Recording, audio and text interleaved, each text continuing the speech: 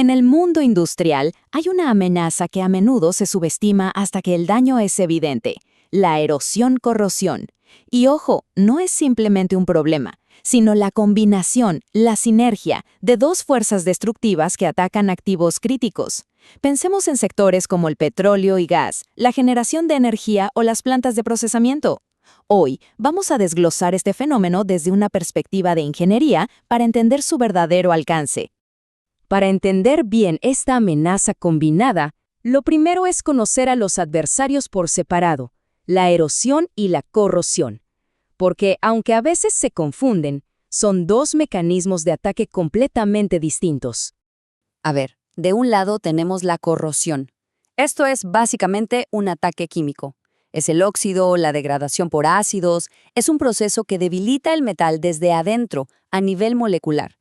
Y por otro lado está la erosión, que es 100% mecánica. Es el desgaste físico, el impacto de partículas o la fuerza de un fluido que literalmente va arrancando material de la superficie. Uno ataca la química, el otro la física. Y aquí es donde la cosa se pone seria.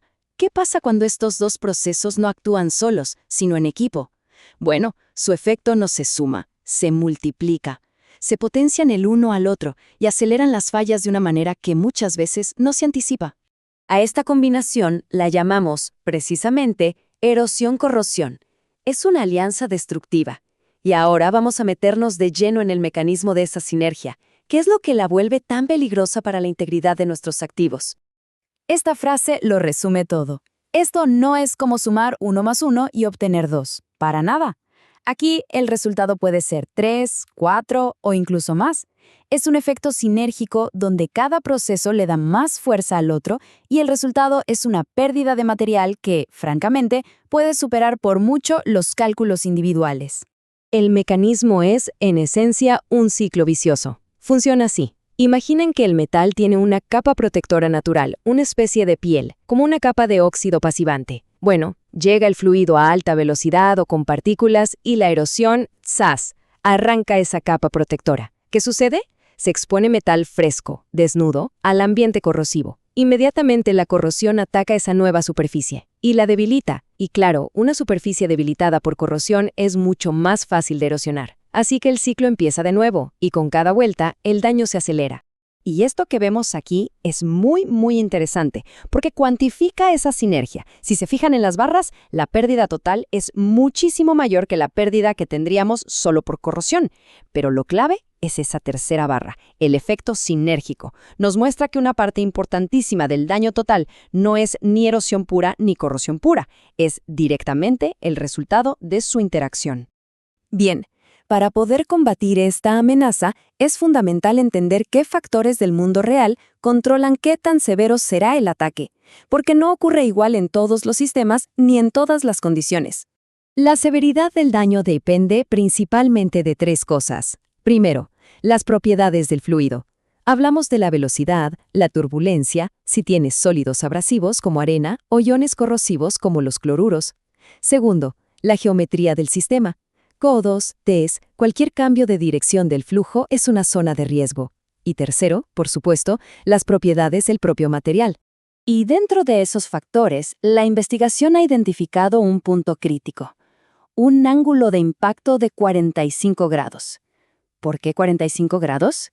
Porque es el ángulo en el que se da la combinación perfecta entre las fuerzas de corte y las de impacto normal, lo que maximiza la remoción de material de la superficie. Es, por así decirlo, el peor escenario posible. Ahora veamos cómo se ve todo esto en la práctica, en los componentes industriales reales. Saber dónde buscar el daño es el primer paso para poder detectarlo a tiempo. El ataque casi siempre se concentra donde hay alta velocidad, turbulencia o cambios de dirección. Por eso, los puntos más vulnerables son los codos y las Ts en tuberías, las válvulas, los impulsores y carcasas de las bombas, los álabes de las turbinas o los tubos de intercambiadores de calor. Básicamente, los puntos neurálgicos de muchos sistemas. Y esta imagen a nivel microscópico es genial, porque ilustra perfectamente el mecanismo. El daño físico, la erosión, lo que hace es crear lo que llamamos sitios de activación. Son, literalmente, puertas de entrada que dejan el metal fresco expuesto para que la corrosión pueda atacar de forma acelerada. Bueno, ya que entendimos la amenaza, ahora el foco debe estar en las estrategias de ingeniería que podemos usar para prevenir y mitigar este daño. Aquí el punto clave es que no hay una solución mágica. La defensa tiene que ser una estrategia con múltiples capas.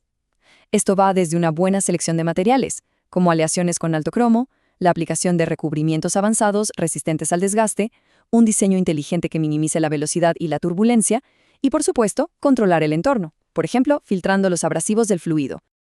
Al final, todo esto se resume en dos enfoques: ser proactivo o ser reactivo. Y las ventajas son clarísimas. Si somos proactivos, si prevenimos, vamos a extender la vida útil del activo, vamos a tener más confiabilidad y a la larga el costo total de operación se reduce. Ahora, si esperamos a que todo falle, pues nos enfrentamos a paradas no planificadas, a costos de reparación altísimos y, lo más importante, a un incremento en los riesgos de seguridad. Así que, en definitiva, la conclusión es una: la prevención es fundamental. Entender esta sinergia entre erosión y corrosión es el primer paso y el más crucial para poder proteger de verdad la infraestructura crítica de la que dependen todas nuestras industrias. Y esto nos deja con una pregunta final, una reflexión. ¿Hay activos críticos en nuestros sistemas que podrían estar expuestos a esta alianza destructiva sin que nos demos cuenta? Es una pregunta que todo profesional responsable de la integridad de activos debería hacerse.